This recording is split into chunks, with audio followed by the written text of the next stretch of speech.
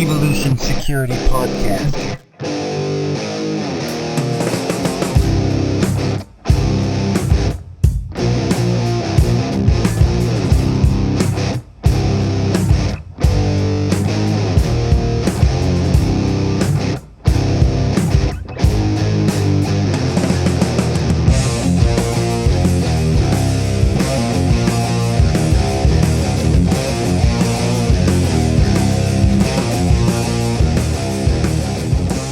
Hey everybody, welcome to the Evolution Security Podcast.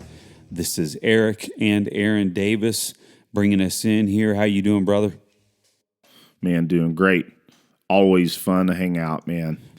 Most certainly. Hey, bro, we need to make sure that we give a shout out to Brian. He is not here for our intro and accountability because he is out flying again. We don't hold anything against him for that because he's doing the work. That's right, man. Now, Eric, I was just curious, what does bear mean in 18th century vernacular? Well, in 18th century vernacular, it means to be able to hold and carry. Yes, carry. In the Second Amendment, it says keep and bear, right? So we can keep our arms and bear. Why would there be two separate words there in the middle about the arms, keep and bear? Why would you split that up into two words, and especially in the vernacular of the day, bear means to carry? The fact is that as we're recording this, the Ninth Circuit in... Circus. Yeah, the Ninth Circus Court of Appeals ruled that we do not have the constitutional right to carry a gun concealed or unconcealed. In other words, we don't have the right to carry a pistol to protect ourselves against the most deadly encounters on the street, which is pretty amazing. I don't want to go too deep into this, but it's just amazing that these elites have this attitude that we shouldn't be able to carry, but I guarantee you there's all kinds of security guards keeping people from running in there in their courtroom to attack them. Wouldn't that be correct, Eric? Oh, yeah, and all I have to say about it is we know that's the type of decisions that come out of the Ninth Circus, but boy, the Supreme Court, they need to take this case up and they need to squash it. I mean, if they're at all constitutionalists in the minor majority, I'll just call it that, they need to do their job and uphold the Constitution because, yes, it was codified in the Constitution that we could keep and bear, carry, and we know the real meaning of the Second Amendment, so definitely we need to see that go to the Supreme Court and get this stuff squashed for sure. Yes, definitely. Well, that's enough about that. I just wanted to say something about that since that just occurred. So I'd like to mention one of our sponsors, Defoor. Of course, they make amazing holsters, and I've been loving my Khartoum 3.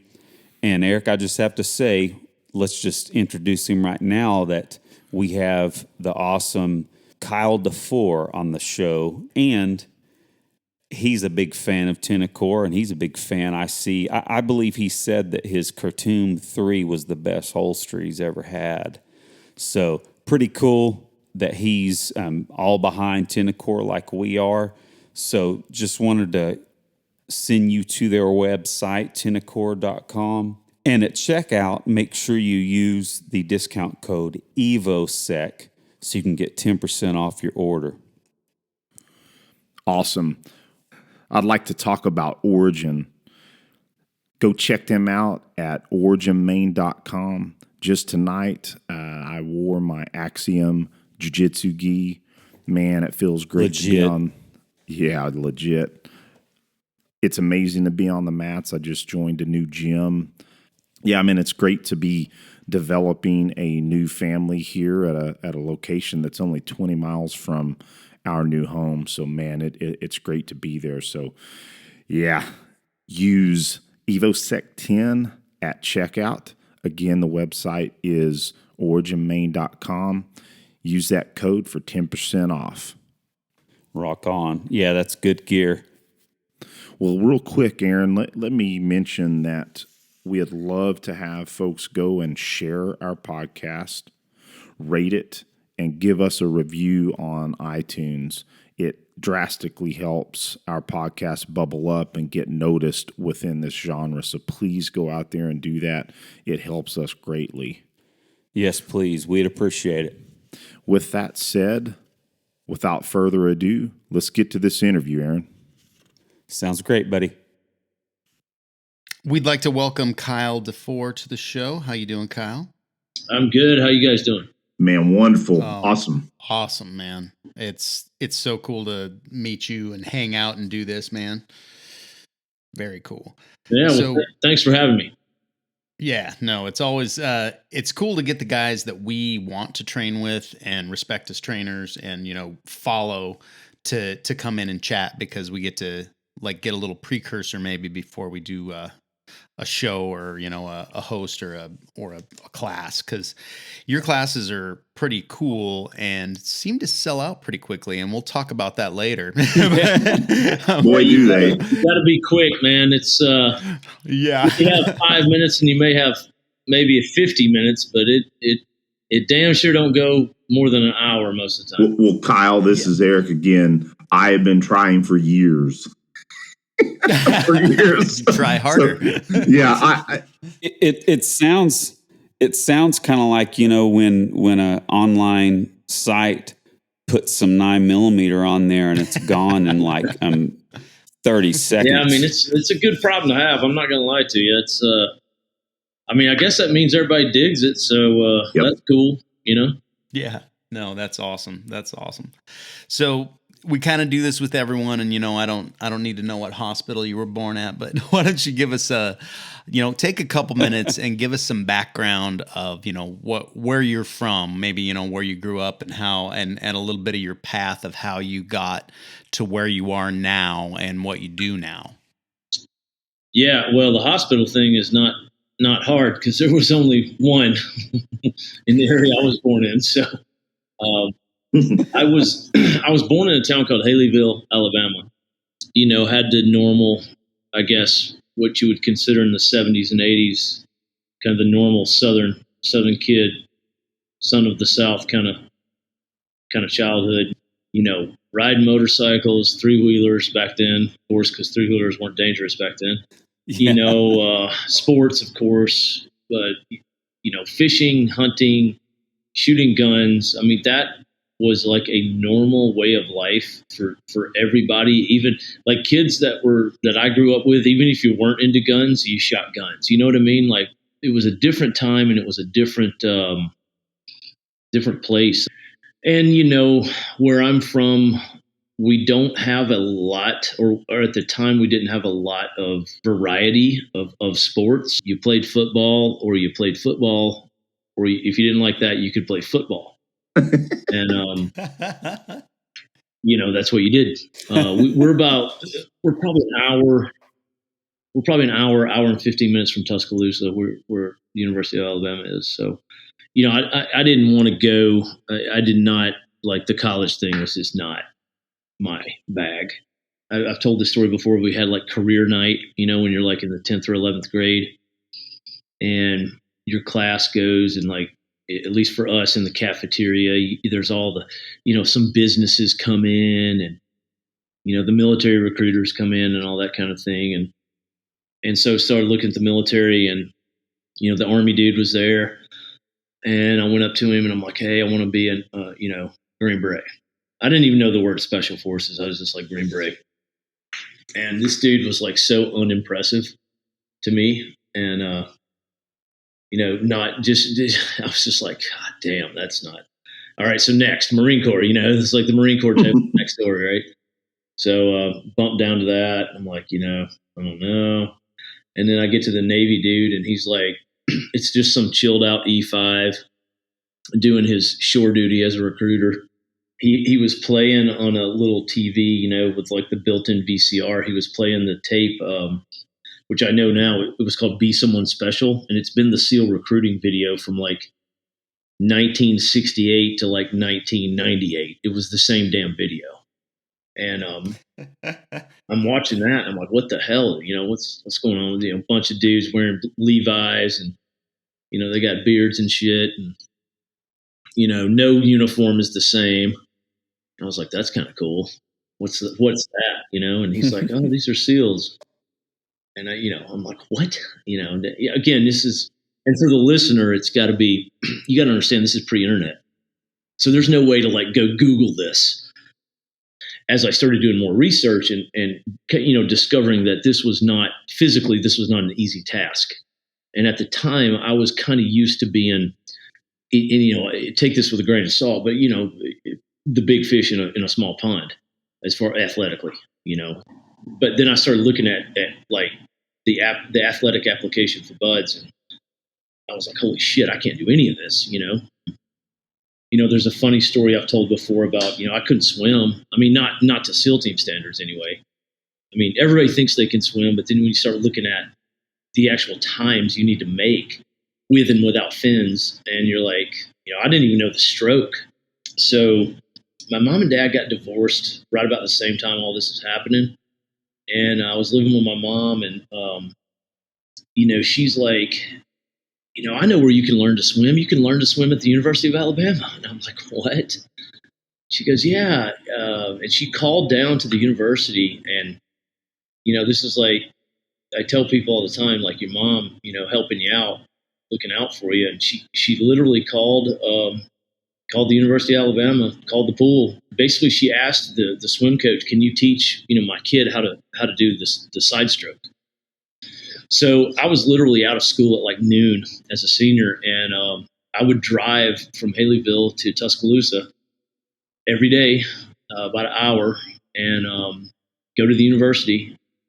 And there were two coaches down there at the university at the time. I still remember their names to this day, Sonia and Ray, two female coaches. And I walked in the first time and said, hey, I'm the kid. My mom called, I need to learn how to do the side stroke. I literally did not know what the side stroke was. We had encyclopedias at my house. I looked it up and it, didn't really say anything. And this is God's honest true story that I go in there and both Sonia and Ray are like looking at each other, and they look at me and they're like, why do you need to know that? And I said, well, I'm trying to go in the Navy, and I'm trying to go to this thing called, SEAL team. And she goes, oh, buds, you're trying to go to buds. I'm like, yeah. I was like, yeah, that's exactly where I'm trying to go. And she said, well, we just had one of our All-Americans just left here. He's in buds right now. Very cool. And I'm like, yeah, it was And pretty. you're like, nice. They know what I need. Yeah. They know exactly what I need. And for the listener, it's the side stroke, but really in the SEAL teams, we call it the underwater recovery stroke because we don't keep our head. The underwater recovery stroke is essentially a hybrid between the side stroke and freestyle. And people that know it, but it's faster than the normal side stroke, but it doesn't make as much splashing as freestyle. And they knew exactly how to teach it to me. So I had a huge advantage by the time I got done with those guys because, by the time I'm rolling to boot camp, I'm pretty, I'm making the times that I need to for the test. So, and I went to boot camp. I graduated in May, and down there in the South, we graduate in May, like mid-May, I think it is. I was at boot camp on June 1st. So, my senior year. So I was 17 when I enlisted. I was 18 by the time I got to buds. I was 18 when I graduated. Wearing a trident by the time, I think I turned 19 when I got my trident, but, yeah, man, weird things happen like that in life, and I'm forever grateful for that because swimming is obviously a huge part of that selection. Yeah. So Kyle, you go to buds, you get out of buds. I kind of like to ask you about some impactful situations and or times in the teams for you. Can you hit on a few of those? Yeah. I think I'd be doing a disservice to the listener to not talk about buds a little bit, just simply because impactful times. I almost died when I was out there, so that was pretty impactful. Oh, wow. I would say the two things. I would separate the career into three categories. I would, buds would be a category by itself. The second category would be time in the SEAL teams, and the third category would be, going to selection at DEVGRU, and then wartime after that. So the first part of that, when I got to California, again, I went to boot camp in Orlando, so that was it was regional back in those days. So if you lived in the South, you went to Orlando. If you lived in the West, you went to San Diego. If you lived in the North or the Midwest, you went to Chicago. So Orlando boot camp for me was, I really loved it, man. I had a great time. I thought it was awesome because that's where all the girls went. Females only went to Orlando. So I was like, man, the Navy's the greatest thing ever, because there's a bunch of 18-year-old girls walking around, and I'm 18, and like the Navy, yeehaw. I was good with it. I took my screening test for buds. I passed it. And of course, naive me, I just thought, well, I passed it, so I'm good. Like I'm gonna be okay out there. I'm not gonna quit. Blah blah. I went out when I arrived in California. The first thing we did, we classed up. I want to say somewhere between 160 and 175 people. They gave us another physical test: running, swimming, push-ups, pull-ups, sit-ups. And at the end of it, we're all standing at attention in this field, and they're like, hey, if we call your name, go get on this bus. So they call these dudes' names, and you didn't really see anybody fail the test. You know what I mean? Maybe like 2 or 3 guys. And but like 20, 25 dudes get on the bus, and they're like, all right. And those dudes leave. And the rest of us that are there, they're like, all right, those guys passed, just so you guys know, but they didn't score high enough. And so, ouch. Yeah, you didn't know that was the guys that were being dismissed. I had no clue. And again, this is all pre-internet. Like nowadays, you can go on the internet and you're like, okay, they take the competitive test scores, But like back then, you didn't know that. You showed up, and they tell you, they're like, hey, you better put out as hard as you fucking can. And so like these dudes passed, but they're like, maybe they did 13 pull-ups. The limit, you had to do 10. They did 13, but like the cutoff was 17 or whatever. I don't know. I can't remember what it was, but that was the first time where I was like, okay, these people they're serious. They're not. This is not a joke, and that was very impactful for me. And I remember like talking to other people in my class and being like, okay, like this is real now. This is not, unless you want to go chip paint on the USS whatever, you gotta have your shit wired the whole time. So that was pretty impactful. We go through buds. Hell Week back then was the 6th week of training. So my class actually we had a lot of people in my class. I want to say about a dozen dudes. When we were in Hell Week, we contracted flesh-eating bacteria, and wonderful. Damn. Yeah, not cool. We lost 3 or 4 guys immediately, as in like they got medically retired from the Navy, and they've only been in the Navy like 4 or 5 months or whatever. But I got it, but I kind of knew something was wrong after Hell Week, but I was like, man. I didn't want to say anything because I didn't want to get rolled back to another class, And by the time I go into dive phase, it's so bad that I'm beginning to get an abscess like on my gut, like right below my belly button, and like it's big. It's like an abscess. It's like the size of a golf ball. But the whole time you're out there, you rarely go without a shirt. Unless you're in the pool. So most of the time you're wearing like a brown t-shirt or whatever.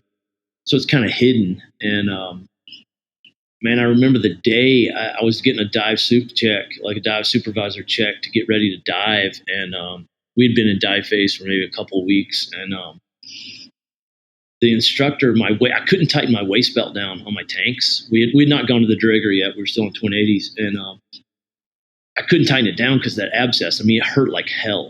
And he's looking at my waist belt, and he's like, dude, basically he's like, hey, Defoor, you're all fucked up, And he grabbed the waist belt and he tightened it down, and I passed out, right when it hit that abscess and kind of went into my stomach.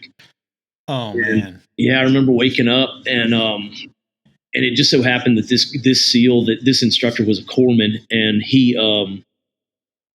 he's like, what the fuck, And he pulls my shirt up and he sees it, and he's like, Jesus Christ, they sent me right to medical. And I was in Balboa. I was in Balboa Hospital, like within an hour getting emergency surgery. And so they were probably worried you had, were going septic. Yeah. They cut it out on me, and it was running down my right leg.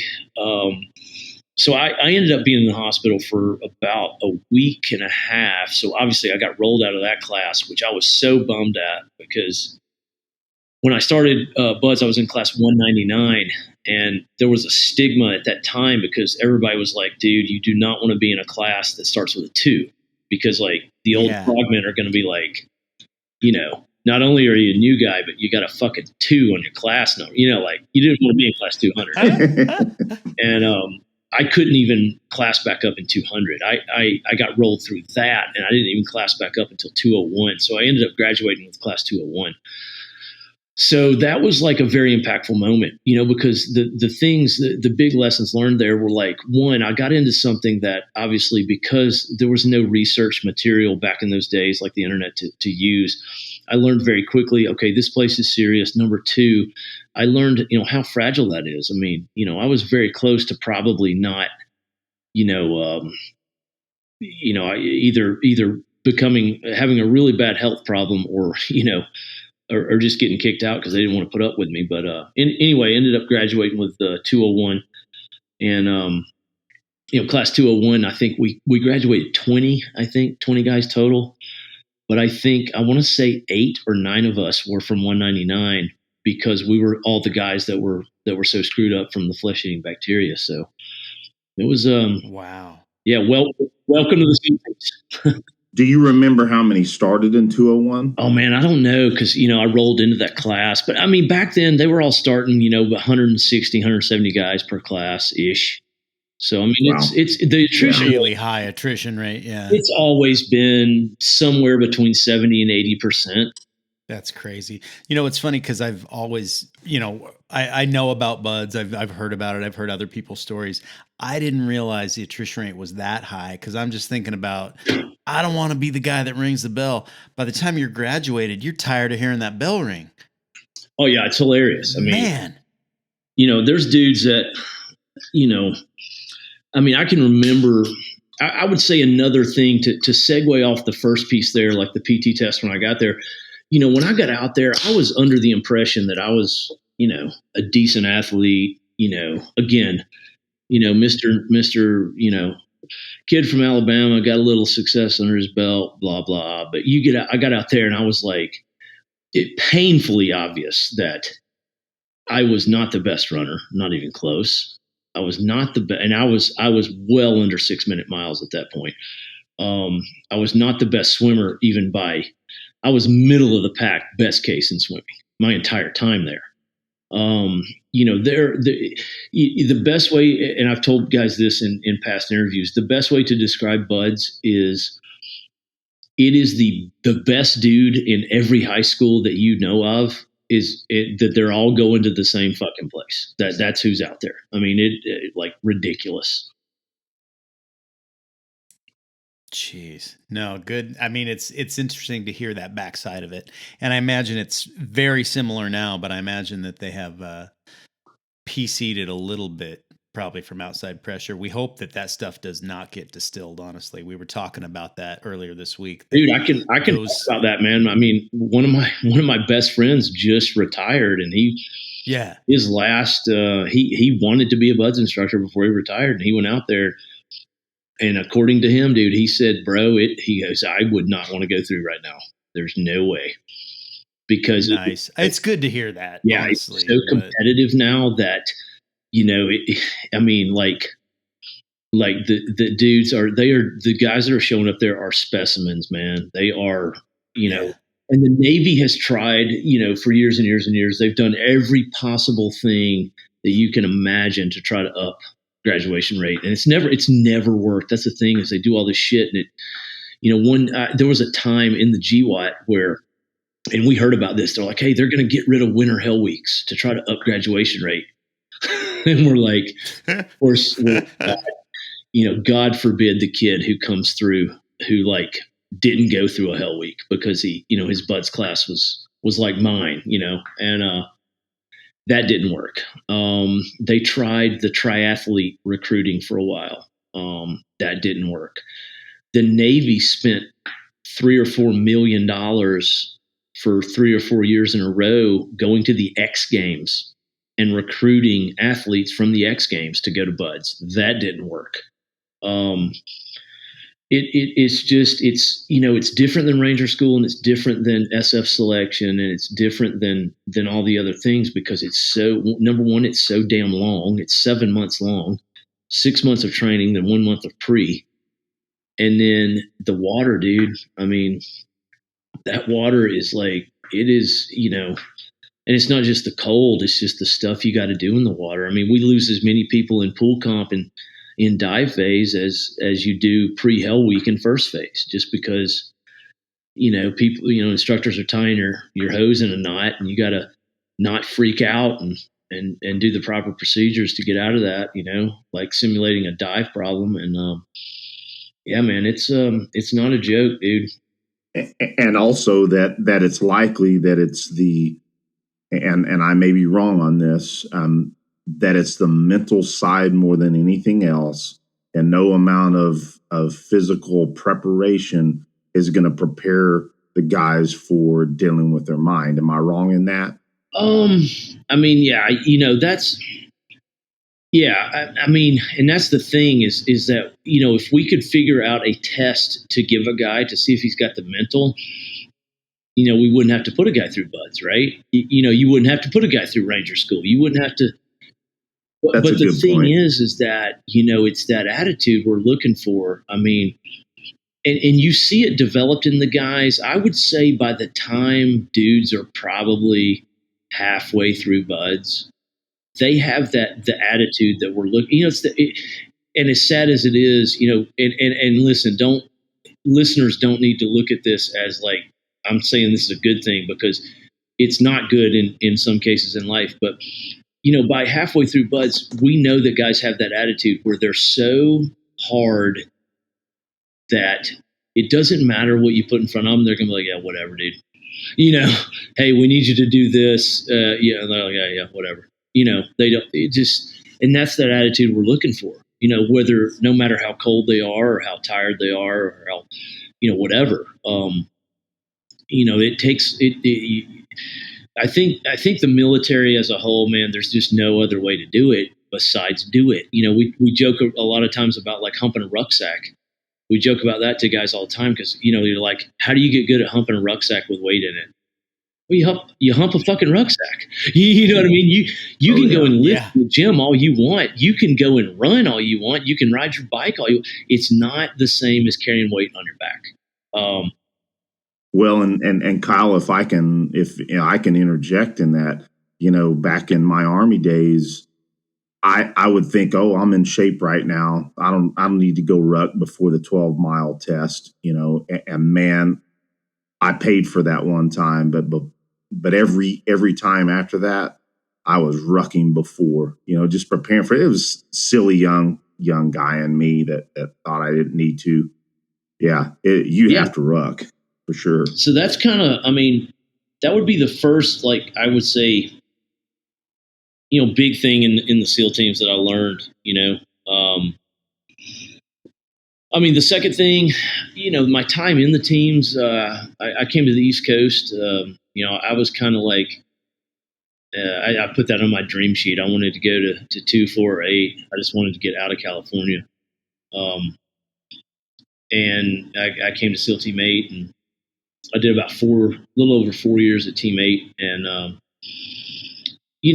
that was the second part of it, just learning the job, learning that you know there's always things to learn, right? You're never as good as you think you are, and it takes back in those times, I would say even right now, I would say it probably takes 5 to 7 years to make a good frogman, and that nobody wants to hear that because they're like, God dang, but by the time you figure everything out, you've done all the jobs, you've done a few deployments,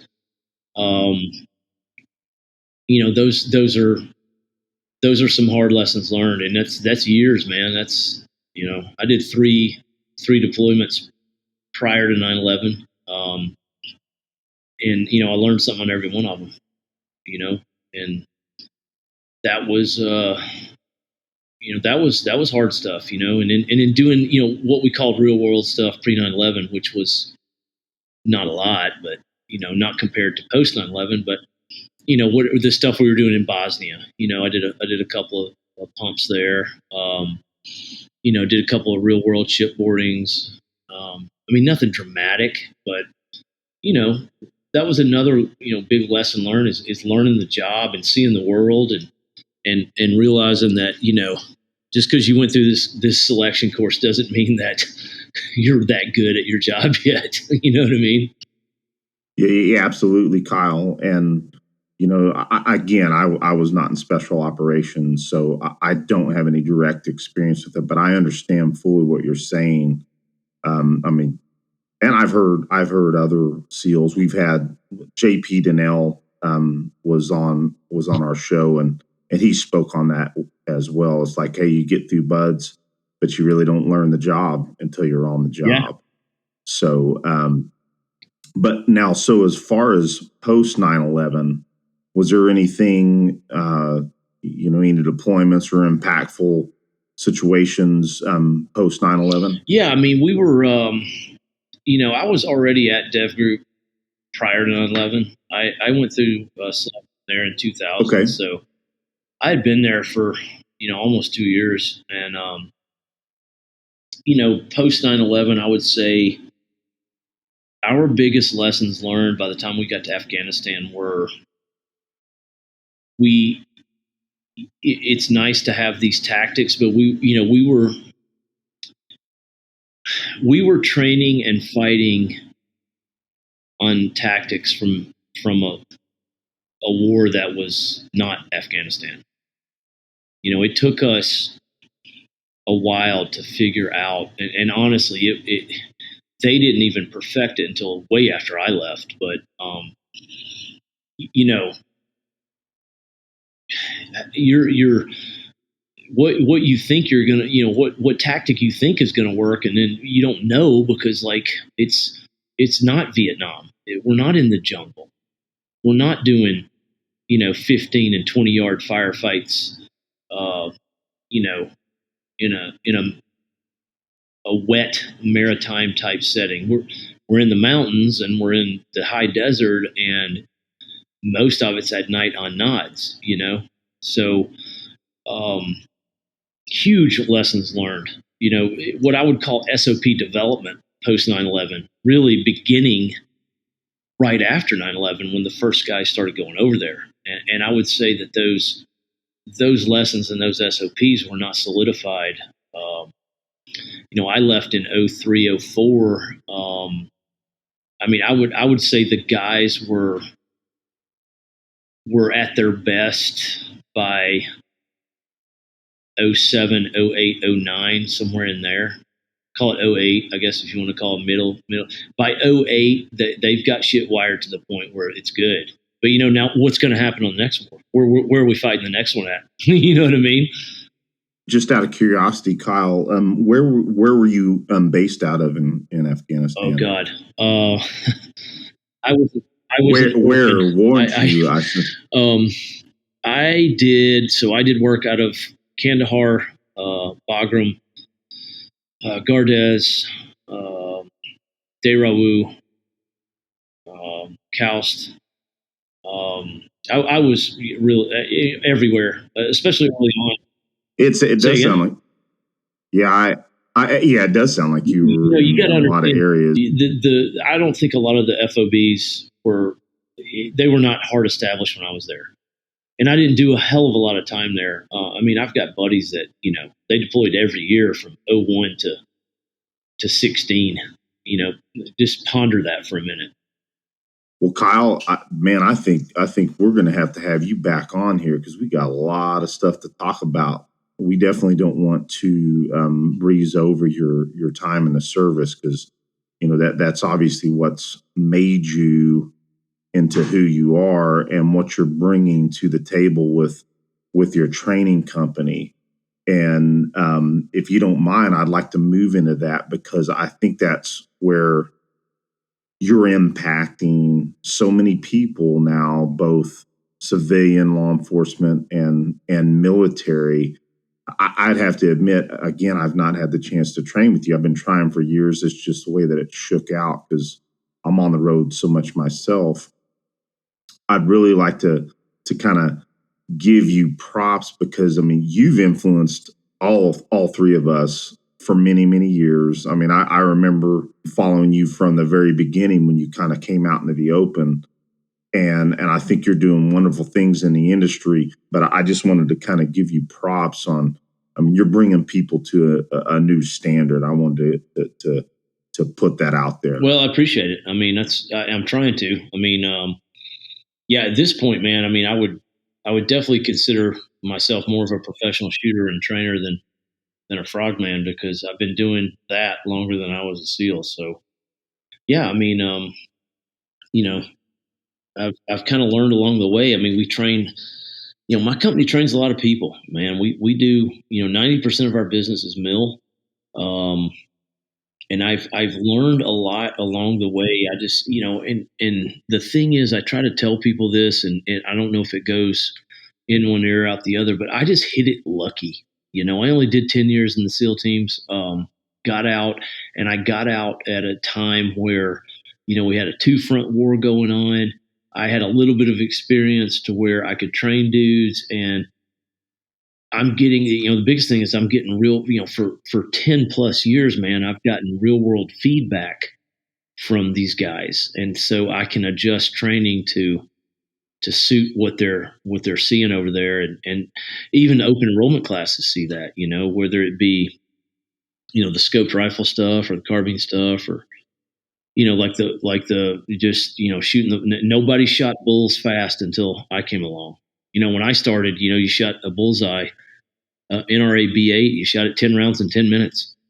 And, it took me a few years, but I was like, man, this is fucking ridiculous. I mean, what are we doing here? I don't need 10 minutes to get this score, I mean, obviously, that's a lot of time on the range. That's a lot of time training people, but being able to figure out how to give guys a quick turnaround and being, hey, now we can skin that pistol and we can shoot 10 rounds under 20 seconds and get the same darn score we're going to get whether we take 10 minutes or 20 seconds. That's a huge advantage for guys. And if you can get a guy to do that, by the time you get him up to 7 yards or 5 yards where most pistol engagements happen, I mean, dude, it's a joke. It's like lifting heavy, it's not hard. So yeah, there's been some things that, I mean, this is one, but, there's the other stuff that, I think it's just, I feel very blessed and very fortunate to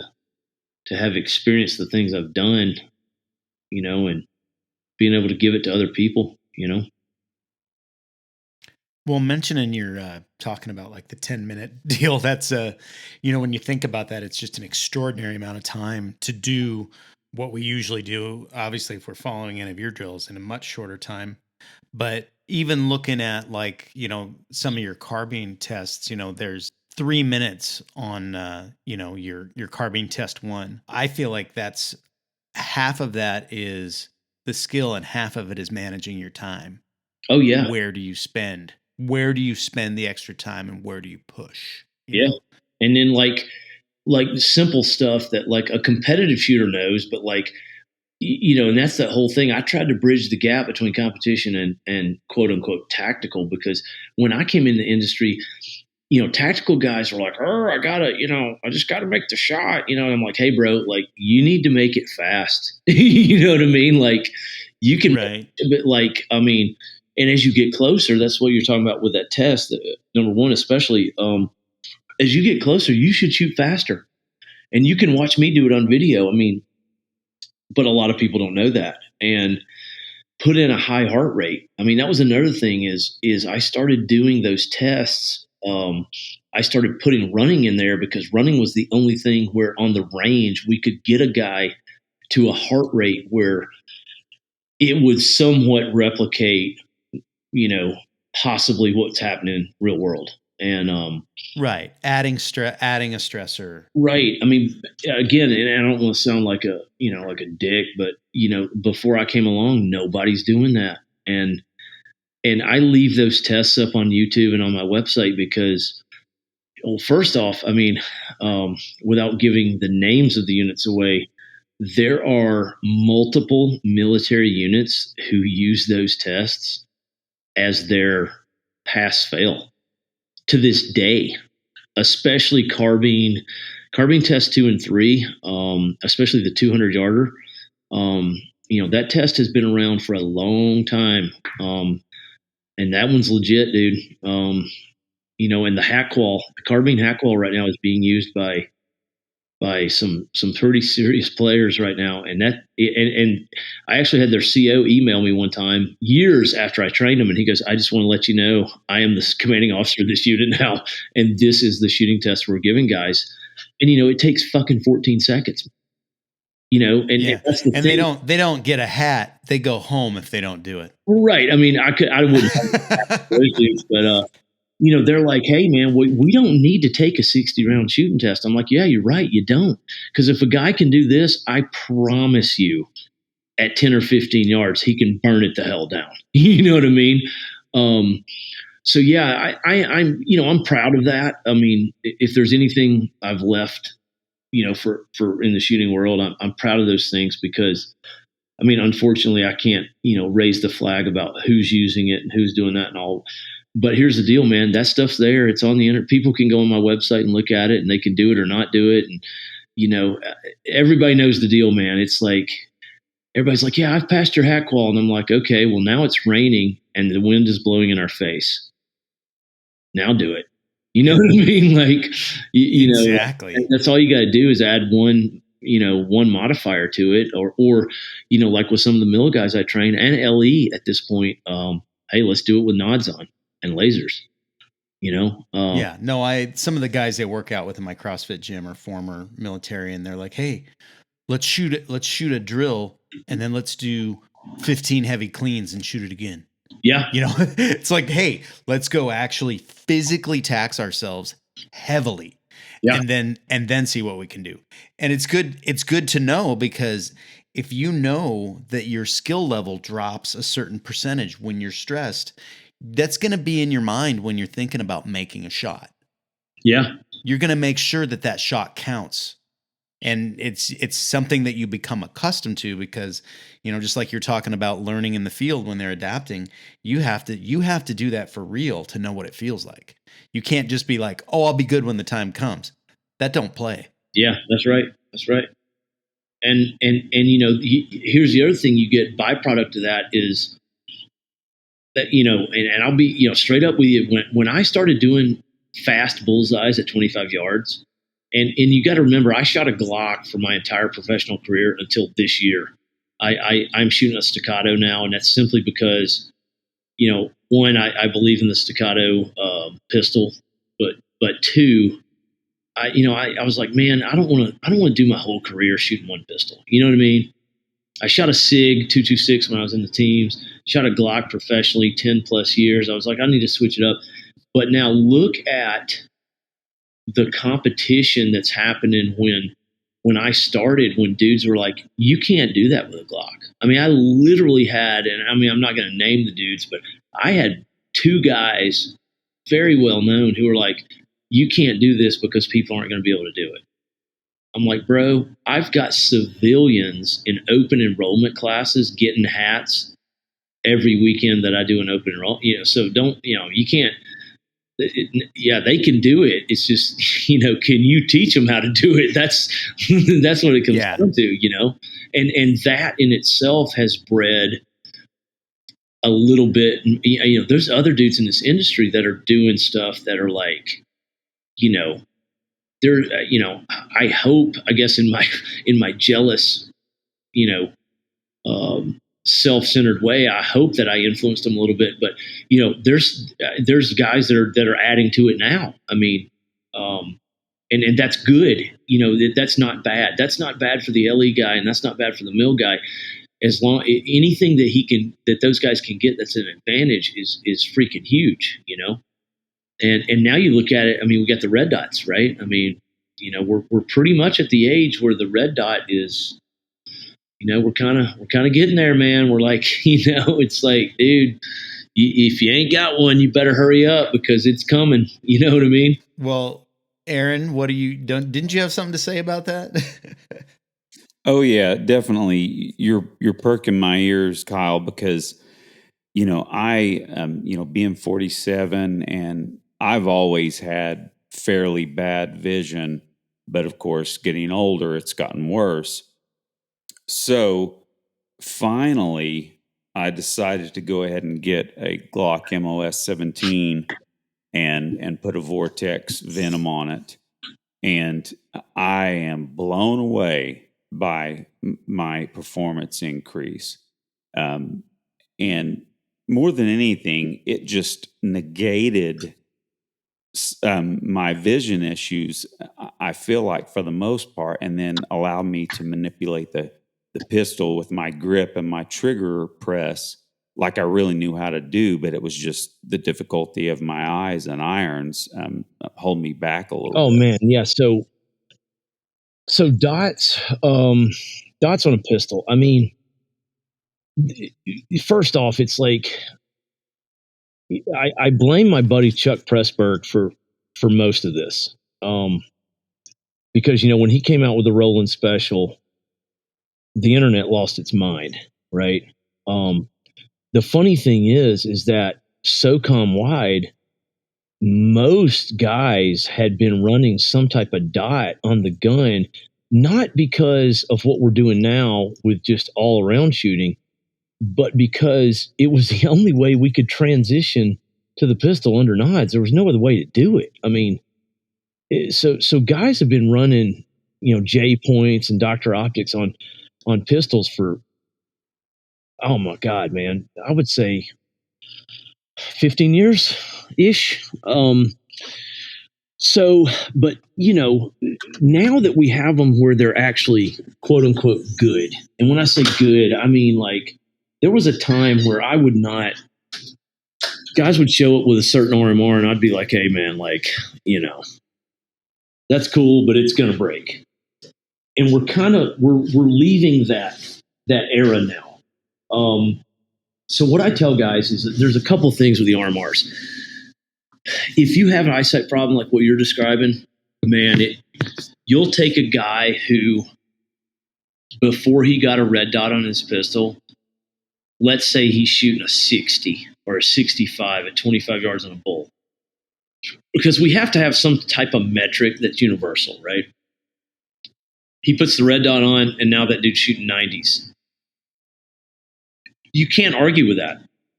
And now that we have red dots that are actually, quote unquote, duty grade, now it's like, man, it's just like, there is no reason to not be on it. I mean, it's what I tell guys now is if you're old enough to remember this, when I came to the SEAL teams, red dots were kind of still sketch on the carbine. It was like, you had an aim point 5,000. It would work most of the time. It had a hearing aid battery. It was kind of like, it was sketch. Okay, then we get the first generation, the EOTech, like the 512 or whatever it was. Better but it had battery issues as well. Okay, then we get the aim point, we get like the Comp M2 or whatever. Okay, now we got something that basically won't break, but it's got a shitty on-off switch. Okay, then a few years later, we get like an EOTech with like an N-type battery, no battery issues. Then we get an aim point that it doesn't have a knob issue, and blah, blah, blah. So it took, call it 5 to 7 years to get a red dot on a carbine that works. Well, now it did take longer with the pistols, I will admit. I mean, any of the pros will tell you. I mean, we were all pulling our hair out because every time one would come out, we run it, and then 6 months later we break the damn thing, or we bump into something or whatever. But now these red dots on pistols, they do the one thing of helping people with bad vision, of course. But the other thing they do is they help people with performance, both speed and accuracy. I mean, there's just no denying it. You're turning a pistol into, if a guy was a 25-yard guy with a pistol with irons, he's a 50-yard guy with a red dot, easy. And he's probably a 100-yard guy with a red dot, to be honest with you. If he's got good training behind him, that's massive. You cannot deny that. So you've got the night vision thing. We can shoot it under nods passively. You've got the thing with any human who's got bad eyesight. And I'll tell you something that's cool is like open enrollment classes. I have, older people, women and men, they're older. They're whatever, 60, 65.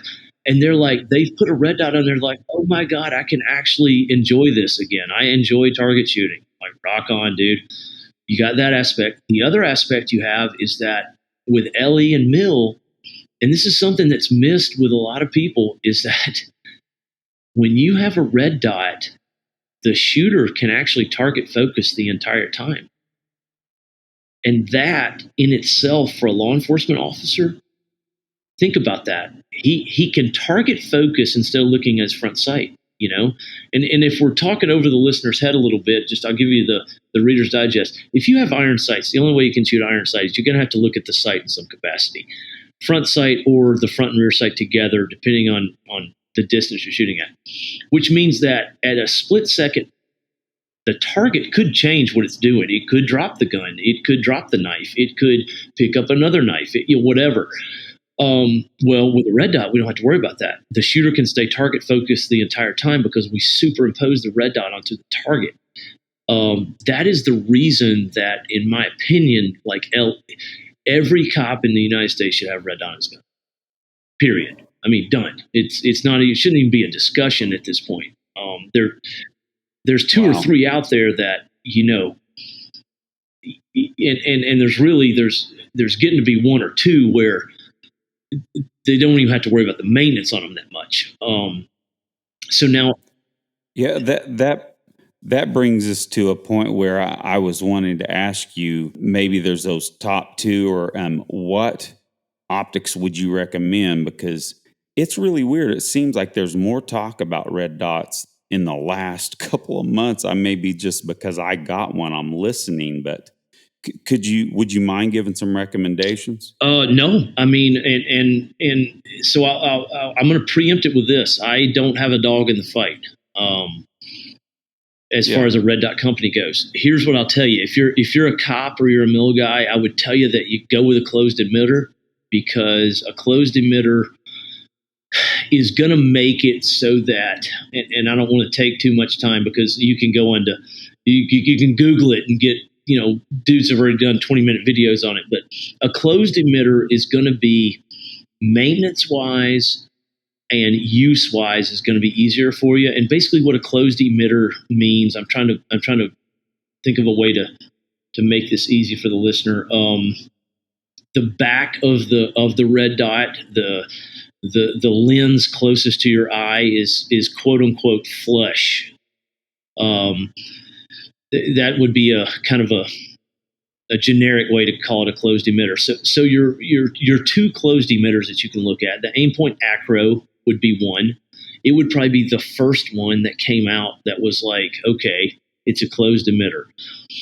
So, I know a lot of people will talk about, well, if it gets water in it, and I mean, I'll be 100% honest with you. I've shot in the rain. In fact, my last pistol class was a complete and utter shit show for 2 days of shooting in the rain. And I did not have a closed emitter, and I still had no problem shooting 90s at 25 at speed. But a closed emitter, durability-wise, maintenance-wise, a little bit better. So the two you got, the Aimpoint Acro and the Holosun 509. Those are the two right now that are your two leading choices. From my experience and from the experience of the guys that either work for me or the guys who are in my tribe who do the same thing I do, I would choose the Holosun 509. The Aimpoint is the killer for the Aimpoint is the battery life. The battery life of what they advertise is on a setting that is, it's so low that it's not really that usable in a lot of situations. So when you bump it up, you're looking at probably changing the battery every 6 weeks. Now, most people would go, well, what's the problem with that? Well, the problem with that is that a cop or a military guy who, you got to take your lowest common denominator of both of those units, and he's not going to do that, or he's going to do it not regularly or whatever. Whereas when you look at the Holosun 509, you've got a higher battery life. It has a backup solar power feature on it. So if the battery does go bad, you've still got a little bit of juice left in it because it'll run off the sun and charge itself. External battery replacement, which is huge. You don't have to remove the optic off the slide to replace the battery. Those are things that are just absolutely cool. External on off. You don't have to reach inside the lens to do it. That's correct. Everything's on the outside.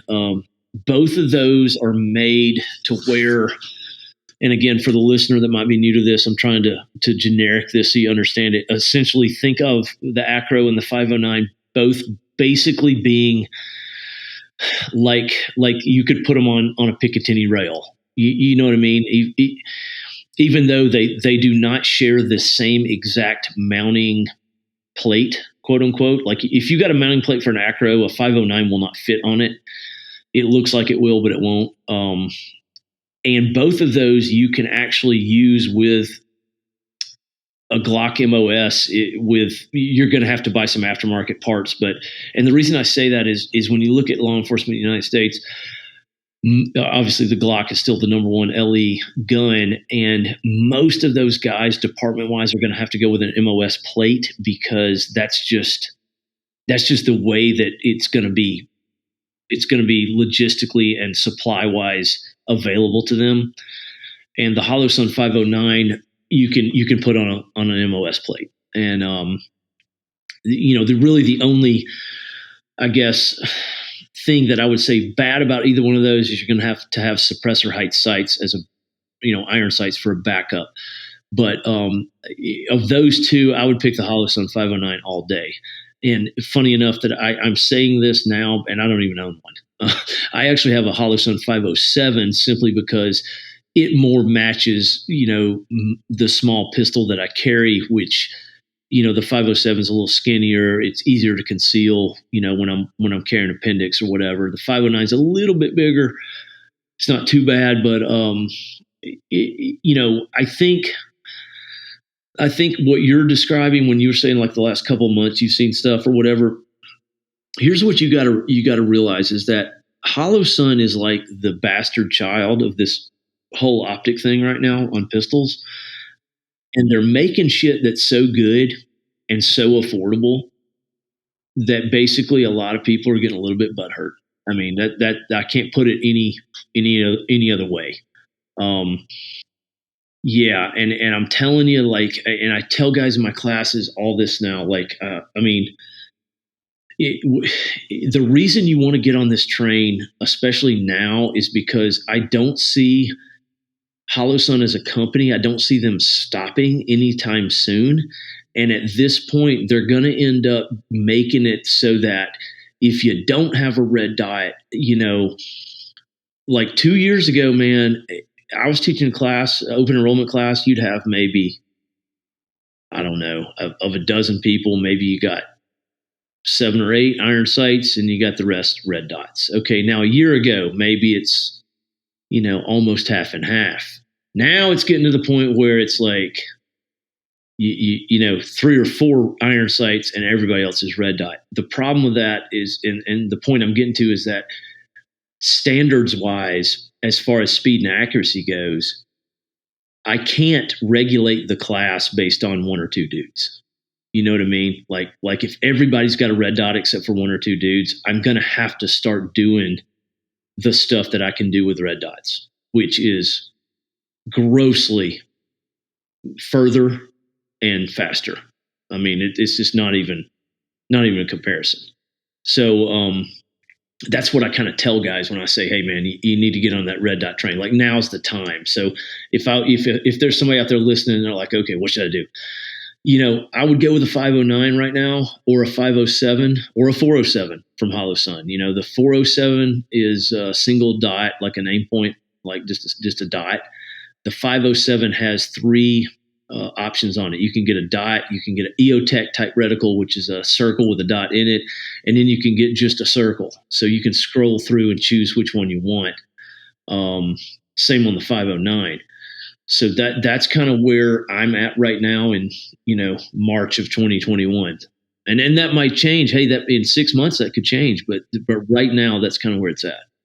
It's interesting because I've always like Savage or Taurus, I'm not going to talk down about them. They make fine weapons. They're not for me. This is how I felt about Hollow Sun 6 months ago. The stuff I've seen, not only from you, but from other guys coming out about the quality, durability, and how well they work for the cost, I just cannot fault them, man. And, I got expensive optics. I got Trigis. I got Night Force. I got, all that stuff. But I got to tell you, this is for anybody. They're the price point that anybody can afford as well. And they are quality products. I cannot fault you for saying that. And it is interesting because it is a real reversal of my, attitude towards the company originally, because, when they were first coming out, I'm like, oh, great. Here's another, knockoff Chinese, optic manufacturer, but that's not what they're doing. They're making a quality product. Right. And here, and you just said the word, like here's the elephant in the room. It's made in China. Yeah. I know. and here, and like, I don't know how well you guys know me, but like, I'm the dude who, like, I'm so made in America. I mean, I try to use, and I've done it. I did it years ago. Yep. When there was no Facebook and Instagram, when back when I started, this is funny. Like, we had a Google blog. You didn't have Facebook and Instagram because it wasn't around yet. And I've always tried to use as much USA made stuff as possible. My pants are from Prometheus Design Works. My boots are either from Westco or Thorogood. My rifle is from BCM. I mean, I'm shooting a Staccato now. It's made in Texas. I really try right now, dude. I just bought a Toyota Tundra. I mean, you know why? Because the Toyota Tundra is the most made in America pickup that there is. It's not even, you can't even question it. Wow. It is 100% made in San Antonio, Texas. So and listen, I had 3 F-150s and a Dodge Ram before this, and I put almost 200,000 miles on every one of them. And every one of them caused me nothing but pain and discomfort after 100,000. So there's people who are like, fuck Hollow Sun, it's made in China. Well, here's what I told a dude on my Instagram the other day. That's exactly what he told me. Essentially, he's like, yeah, fuck Hollow Sun, it's made in China. I'm like, what are you typing this message on? Yeah. Because whatever you're typing it on, computer or phone, it ain't made in America. So there's got, at a certain point, you hit the nail on the head. The price point that Hollow Sun is coming in on, and the performance that they're giving you. And listen, this is not just me talking. Take a look around at professional shooters. I mean, I can name you 2 or 3 right now that run Hollow Sun. And the reason we're running them is because they don't break. And if we can't break them with the amount of students we're training and the amount of rounds we're shooting, that's you got to look at that, man. I mean, hopefully, now here's what I hope. I hope that the American companies go, hey, we better get on our horse and make a product that's comparable price wise and performance wise. Yeah. And if they do, I'll jump on it in a heartbeat. No problems. I'm on it. But I don't see that right now. It's just not there. Yeah. No, I'm friends with several competitive shooters and sponsored guys that are getting free optics who send their optics back 2 or 3 times a year because they fail. And they just give them a new one, but you don't want that to happen in the middle of a match or the middle of a gunfight. Well, and even here's a more for realistic for me. I don't want to tell a guy who just spent $675 to train with me for 2 days to go buy this, and then it breaks on him in 6 months, and his wife's like, "Okay, let me get this straight. You paid $700 to go train with this retard, and then you bought this, and it broke, and you got to buy another one." Like, you know what I mean? Plus all the 9 mil that you just bought, which is $1.50 a round right now. You know what I'm saying? Like, that's not even responsible on my part. And listen, and I've had this talk with Vortex. I shoot for Vortex. Now, I will tell you, as far as scopes go, I don't think there's anybody in comparison to them. They're not quite there on the pistol red dot yet, but I mean, I shoot a hollow sun right now, man. I mean, it is what it is. You got to be. That's an entire podcast by itself, is professional shooters and guys that are getting out like myself that have a little bit of real world experience. And, that's a problem, right? Guys get out and then a company says, "Hey man, shoot this gun or this optic. We're going to give them to you for free." And then that guy gets on the internet and goes, "This is the greatest thing in the history of sliced bread," but it's really not the greatest thing in the history of sliced bread. And, he's got all his followers or whatever doing that. So I've made a real concerted effort in my career. That's why I have on my website partners. Under the partners heading on the website, when you scroll under it, I can 100% stand by everybody that's on there.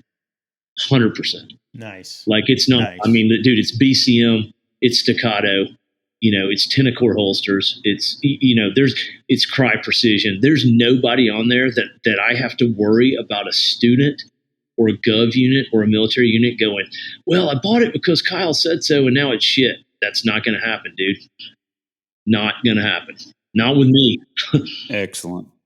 Well, Kyle, if I can interject on the Hall Sun, interestingly enough, I have been thinking about the red dot optic for my pistol shooting because, and I think Aaron alluded to this, both he and I have some big vision challenges now.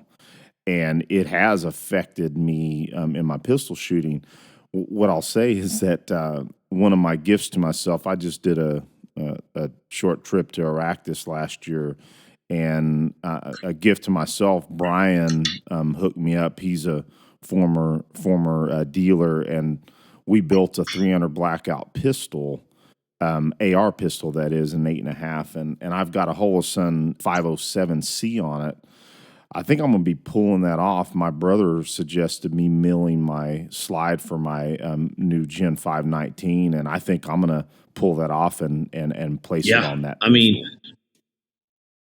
especially with your endorsement. Yeah, and I can interject too. That just today, I was thinking about buying a new Gen 519 MOS, but I thought today, I've got a 19 that has just been my carry gun, and it's not got a lot of mileage on it. Man, I'm just going to have it milled and get a 507C myself. So it's just funny and that to have this conversation. Well, here's another thing, like with the red dot thing that is kind of, there's a lot of guys switch to a dot, right? And there definitely is a training curve, if you want to call it that.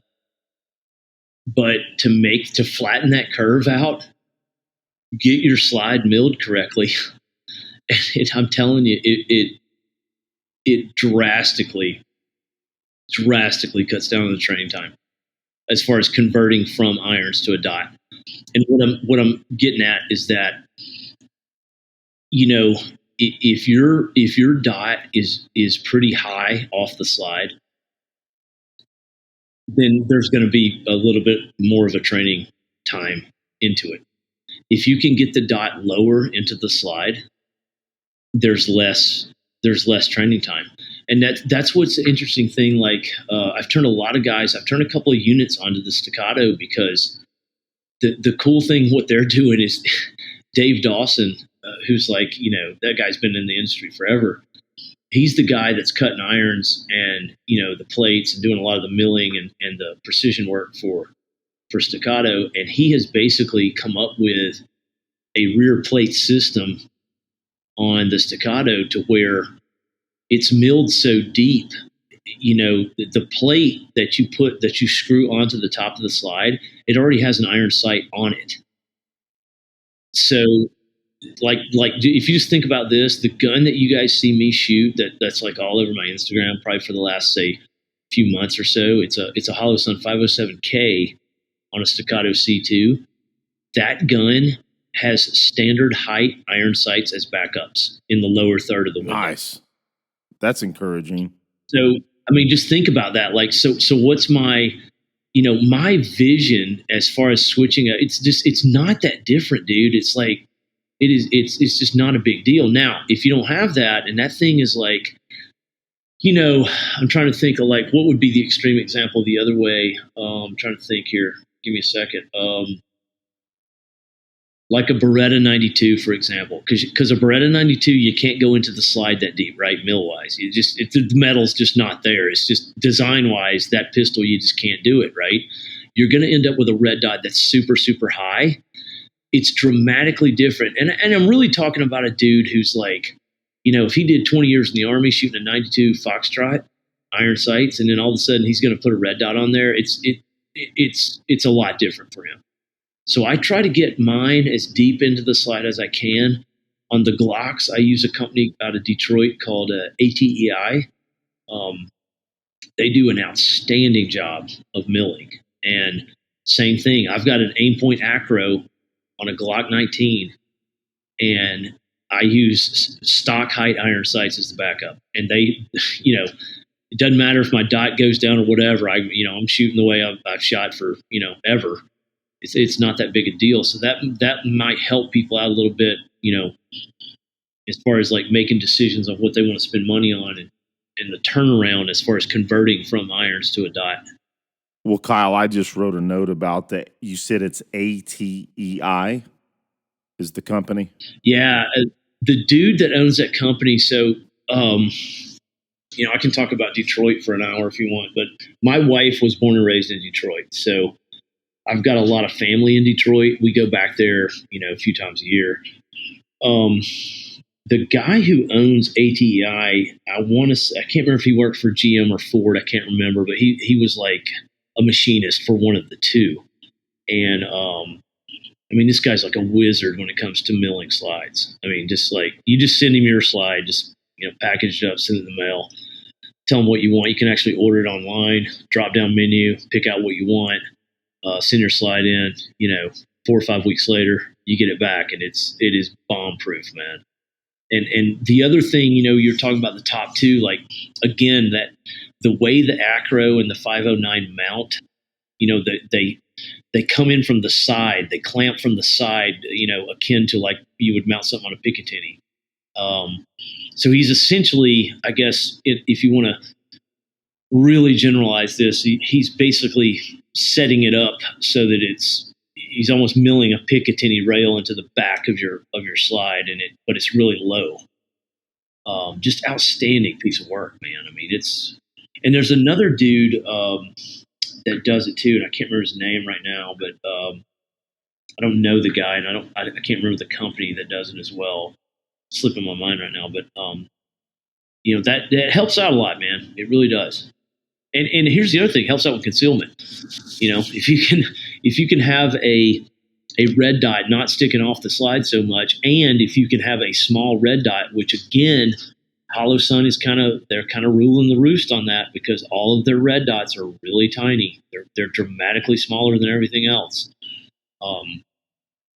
You can get a good setup, man. I mean, I've got a buddy of mine in Maine.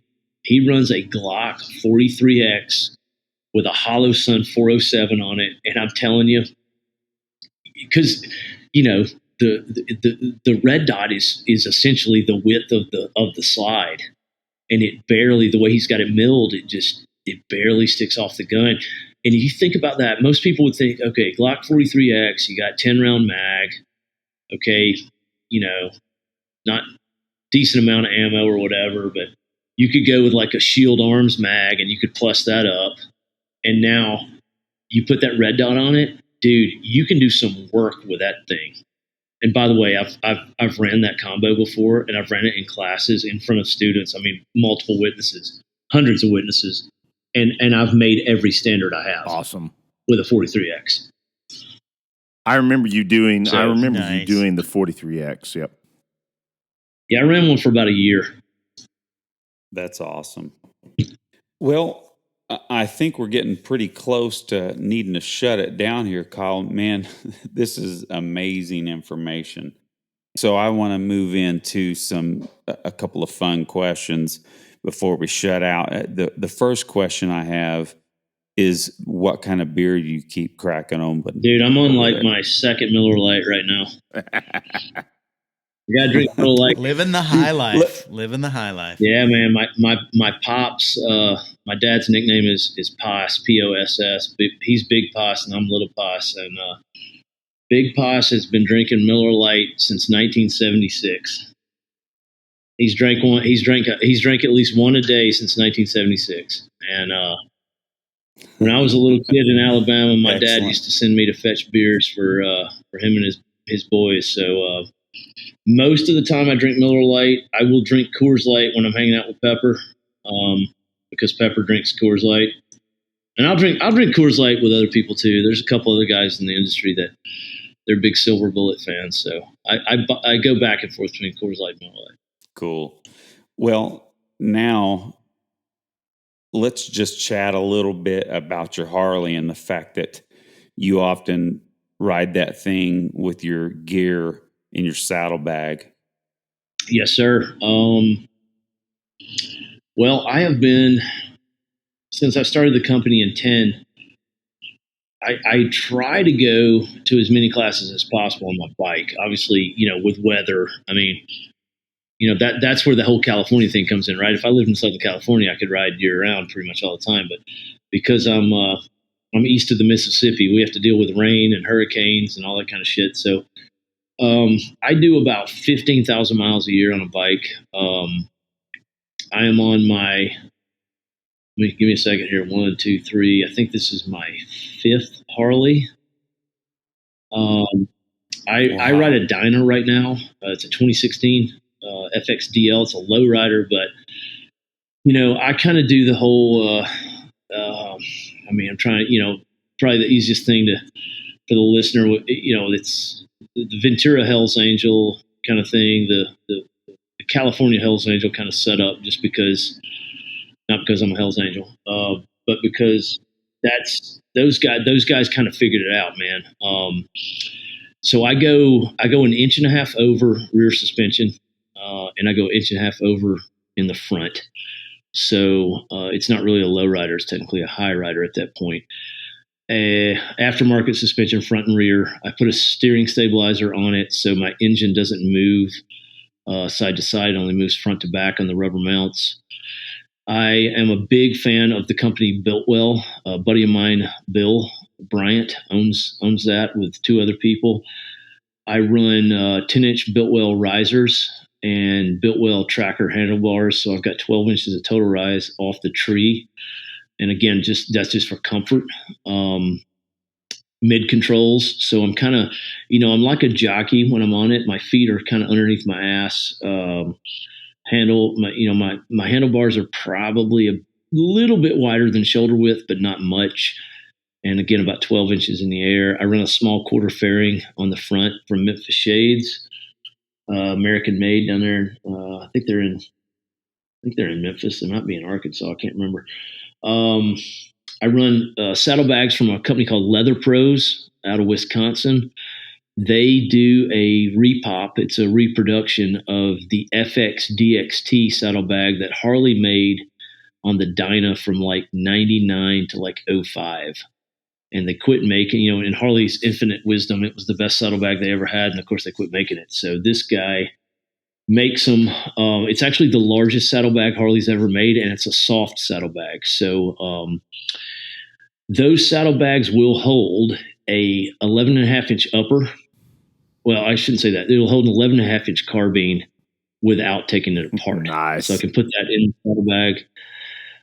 With those two saddlebags, I can take, as many, I can be on the road forever. I can take enough clothes and enough guns that it's not a big deal. I can use ammo wise. I always carry my ammo on the tank bag. I use a tank bag from Biltwell. It's called the Xfil 11. Biltwell does all their luggage. If you see the Xfil 7, Xfil 11, Xfil 84, it's how many cans of beer that piece of luggage will hold. So that's hilarious. So the Xfil 11 tank bag, I put my ammo on the tank because when we're in the curves, like in the mountains and stuff, and we're doing fast interstate riding, if your ammo is on the tank, you don't get any shift. Like, because your ammo, obviously 9mm especially, it's heavy as hell. So it's going all over the place if it's in a saddlebag. So I run that on the tank. What else do I have on there? I got to turn around and look at it. My exhaust is a Thrashing Supply, which is actually made by Bassani. I will never own. Let me rephrase that. I will only own a stainless steel exhaust the rest of my life. This is the first one I've ever had, and it's absolutely outstanding. Doesn't rust near the ocean. Yada yada. My seat is made by Saddlemen. Probably the best seat you can get for a Harley, in my opinion. Good lumbar support on the backside. Good ass support. I can go tank to tank on this thing. Like, it is not a problem. What else? That's about it, man. I run my blinkers on the front. I replaced them with Custom Cycle Dynamics.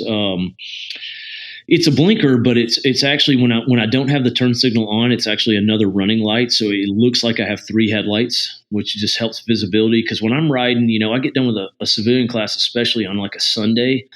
We get done Sunday night. Typically Monday morning, I've got to be at a military base to start another class, and it's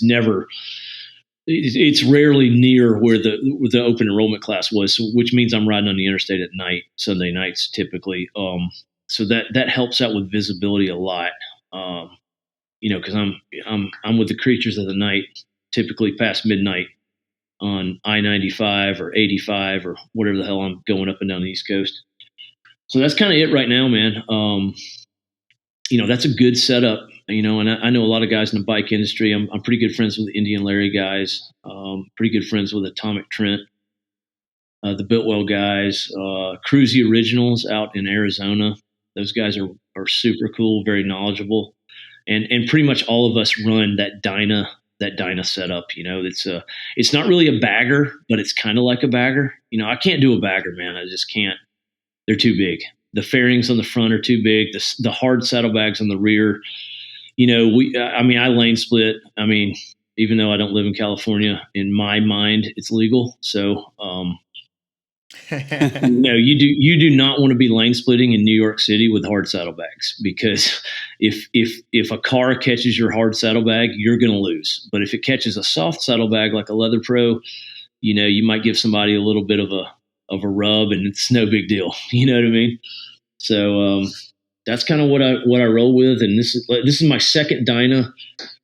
My last Dyna, I put 75,000 miles on it, and I traded it in. Typically, Harley will take a trade in between 70 and 75,000. So I typically run them till about 70 grand, and then I trade them in just because it's very hard to get rid of them. Unless somebody knows what they're buying, This one I got now has got like 43 on it, so I'll probably get another year out of it, and I'll probably have to go to a Milwaukee 8, which, by the time I have to get a new bike, I think the Milwaukee 8 will have been out for 3 or 4 years. So hopefully by that point, Harley has unfucked everything in it. Well, Kyle, real quick, what I want to say to the audience out there is that I will put the Ballistic Magazine video on our show notes so they can go check your bike out, because I mean it's a really cool video. It gives a lot of insight into Kyle's attitude towards his motorcycle, the combination of riding a bike and freedom along with the Second Amendment. It's a really good video, so I'll put that on there.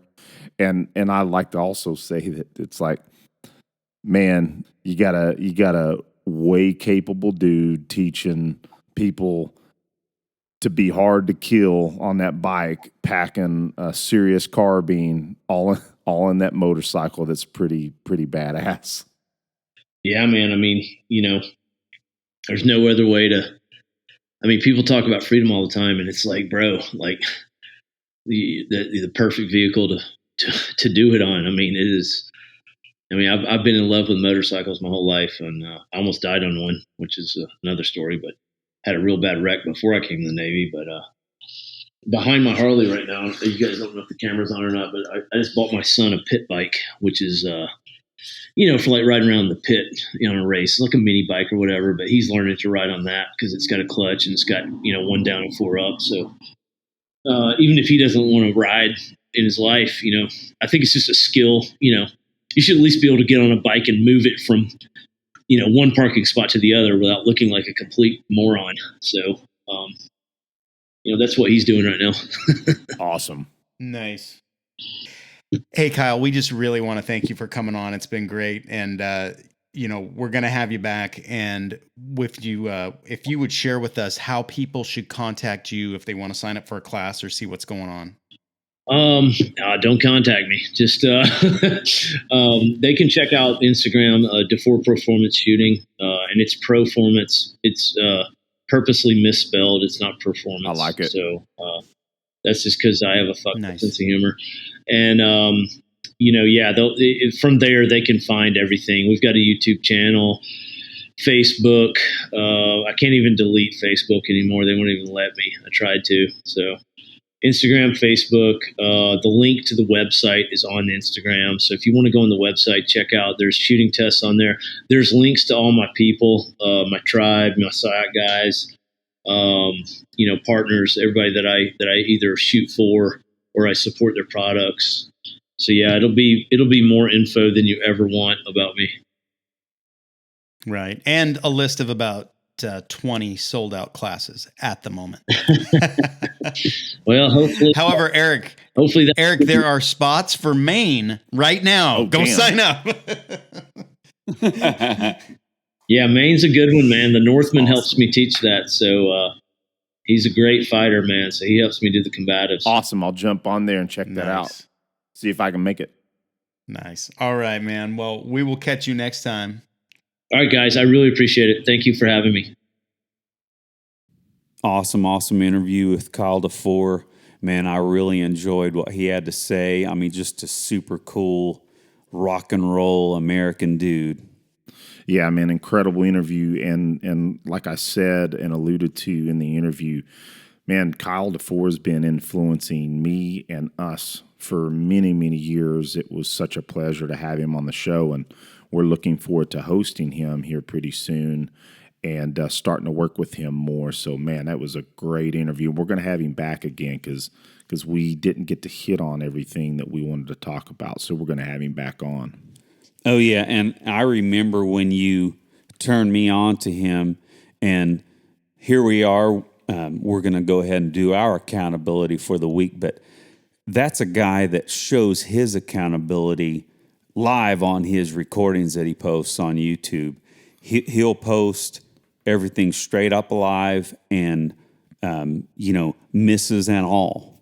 So he holds himself accountable for everybody. So he's legit for sure, man. Yeah, and his standards are so high that that sometimes not everybody can meet him, and I know probably the majority of the time he meets his own standards.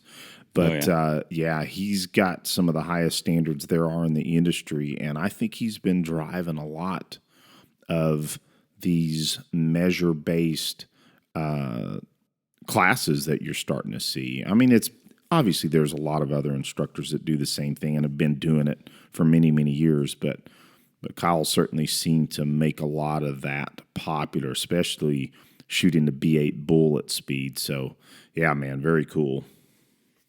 Okay, Eric, so I'll just go ahead and get my accountability done here. This week I got one treadmill workout combined with dry fire, just a nice, good cardio session. And I threw in some crunches and push-ups in there too. Just a good all-around decent workout. You know, I don't do heavy workouts like you guys, just to be honest, but you know, I'm doing something, and I'm glad. Most surely, man. Sure. Now, what I dry fired, I did a little bit of pistol work with my dot, you know, still practicing acquiring that dot, but most of it, I grabbed my AR and I did what we talked about recently, which was dry firing the standing to kneeling and to prone positions.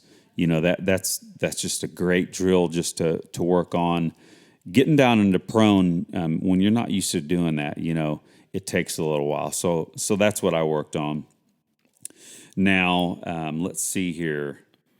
I had a nice 20 or so minute dry fire session the other day where I worked about 15 minutes just on draws at a simulated 10 yards on an IDPA scaled down target. And then I spent about 5 minutes working on my strong hand only trigger presses. Again, one of the coolest things about the dot is that it teaches you where to place your finger on the trigger. I mean, that's just a great aspect of it. And it's really helping me with my strong hand only trigger presses. So just one little plug again for the red dot, since we've been talking about them quite a bit. And then tonight I did a quick dry fire session before we got rolling here. Working on my grip really hard and again, acquiring that dot as I get better and used to running that red dot. Now, I also had a nice little trip with my family this weekend. We went to Dallas and we took a little hike over to Ford Stadium where the Dallas Cowboys are stationed. And they have a cool little, probably about a half-size football field, turf football field out in the front of the stadium. We spent about, hour and a half, 2 hours tossing the football back and forth. So that was a lot of fun.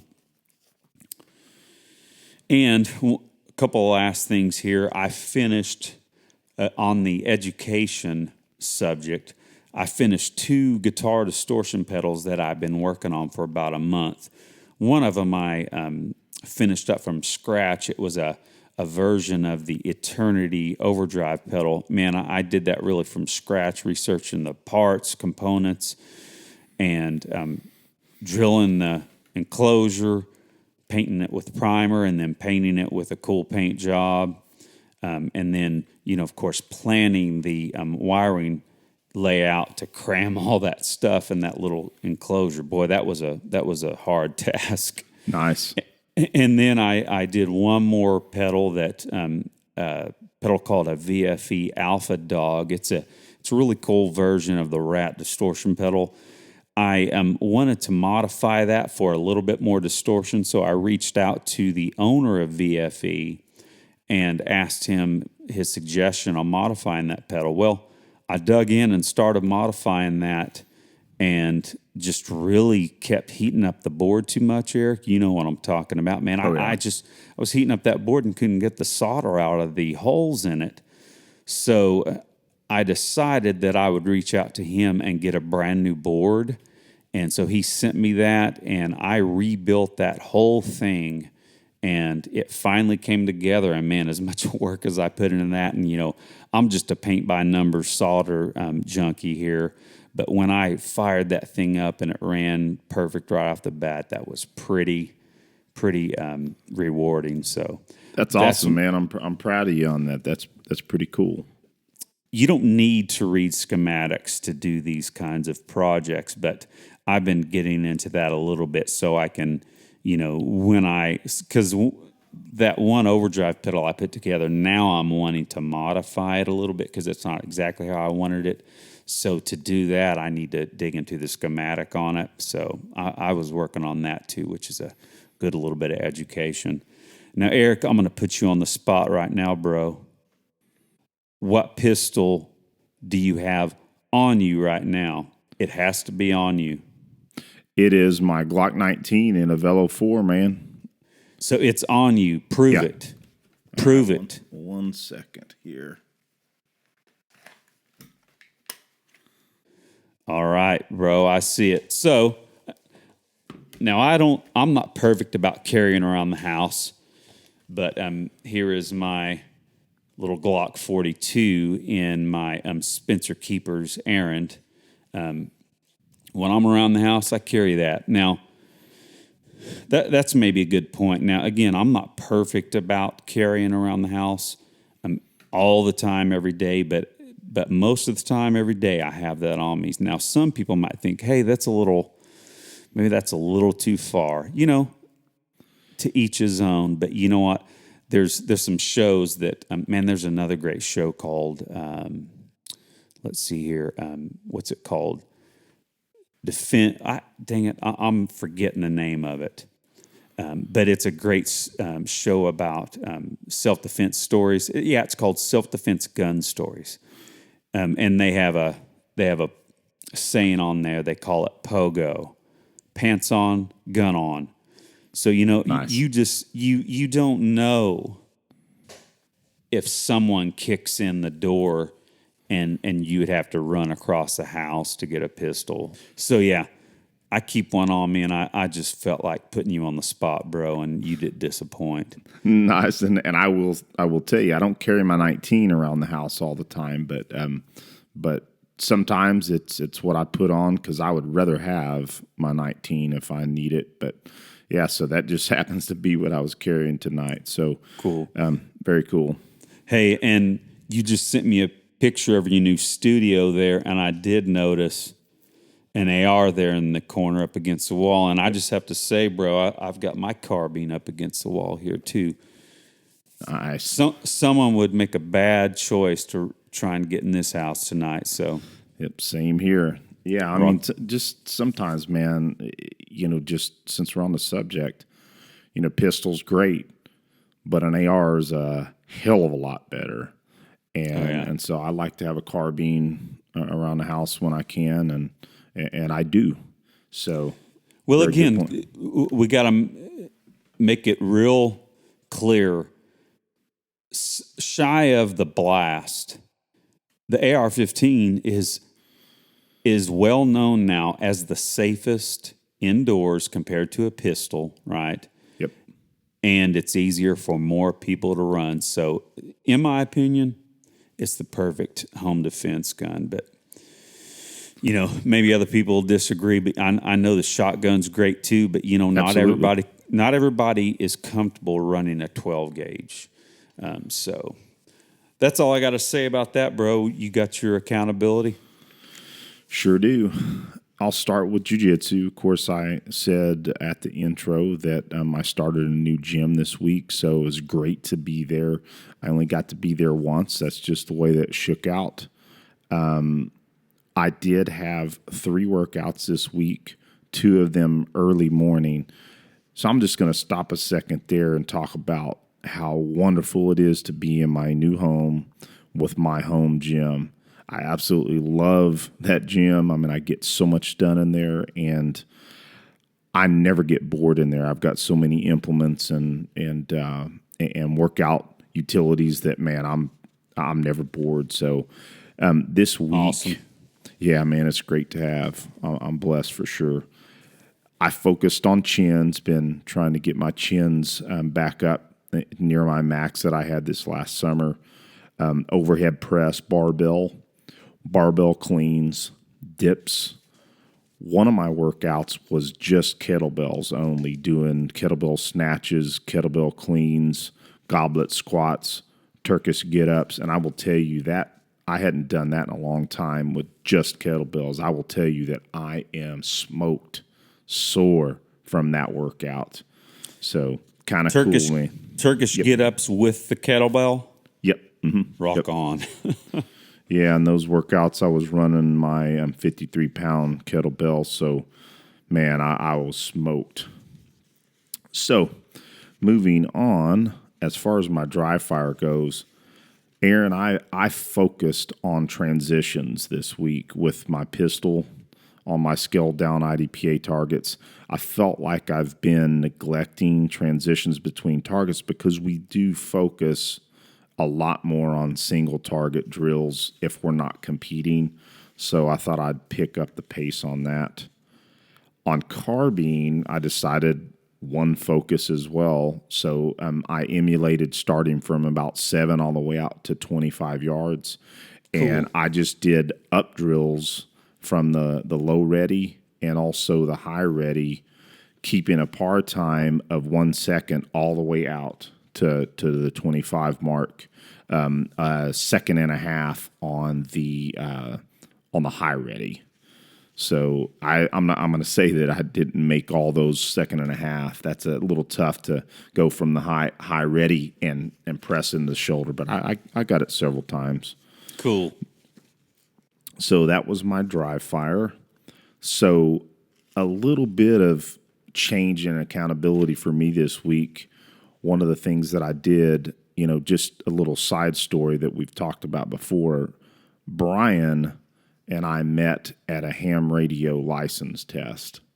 So that's something that we are both still very serious about because we got into it for emergency's sake, to be able to communicate during disasters and possibly during hard times, if that ever happens. But so I built a 40-meter Delta loop, a full loop antenna, and I've got it in my trees. The apex, it's just like a delta being a triangle. The apex is at about 65 feet up in the trees.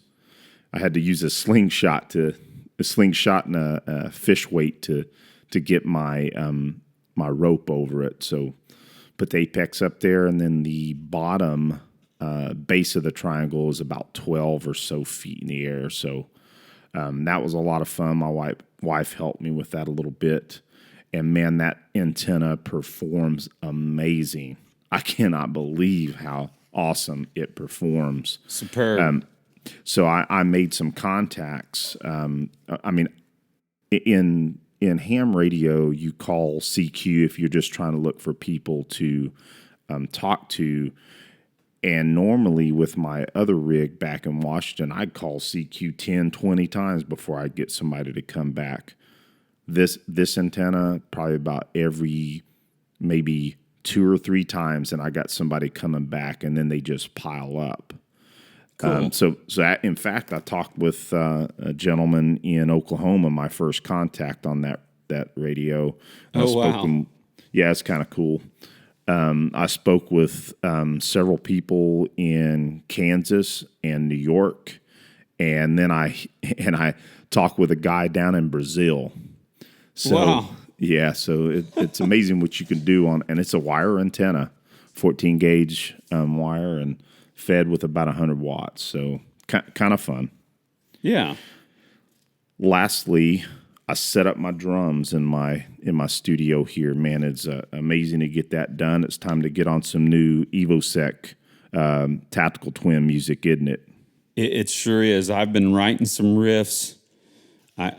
When I come up with ideas, man, one of the coolest things to use is simply put your iPhone in front of your guitar speaker and record an idea and maybe narrate it a little bit.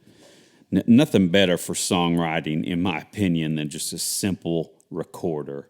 So, because you can use it anytime you have an idea. So, yeah, man, and of course, those drums are killer, so I like seeing that pic of your studio this evening. Awesome. Well, man, I think that's about it for the week. Do you want me to prescribe the drill of the week? Man, rock on, do it. So, because of our awesome guest, Kyle Defoor of Defoor-Proformance, Proformance, that is, we're going to shoot his pistol test 1. This is on an IPSC target with a NRA B8 bull repair center. It's aligned with the bottom edge of the C zone, so it covers about half of the A zone. Starting with hands on target, run to the 25-yard line, draw and fire 6 rounds at bullseye in 30 seconds. It's 50 points to pass. Then you'll go to the 6-yard line. You draw and fire 1 round into the reduced A zone in 2 seconds. 6-yard line again, draw and fire 6 rounds into the reduced A zone in 4.5 seconds. Again, 6-yard line, fire 2 rounds into the upper A zone head box. So it's got to be in the box in 3.5 seconds. So all rounds must be in the A zone to pass. All rounds must be fired under par time to pass. What do you think about that one, Aaron? Well, I'm looking forward to trying it out. Sounds pretty tough. Yeah, it's a tough one. I've been able to pass it before, but I haven't shot it in recent time. And I'm not going to lie, my vision isn't as good as the times that I've shot it before. So we'll see how it goes. Cool. Well, with that said, man, what do you think we go ahead and call it a night? Sounds good, buddy. Again, we missed Brian, but we'll have him catch up on accountability next time. So, yeah, Eric, you have a good night, brother. You too, buddy. Take care.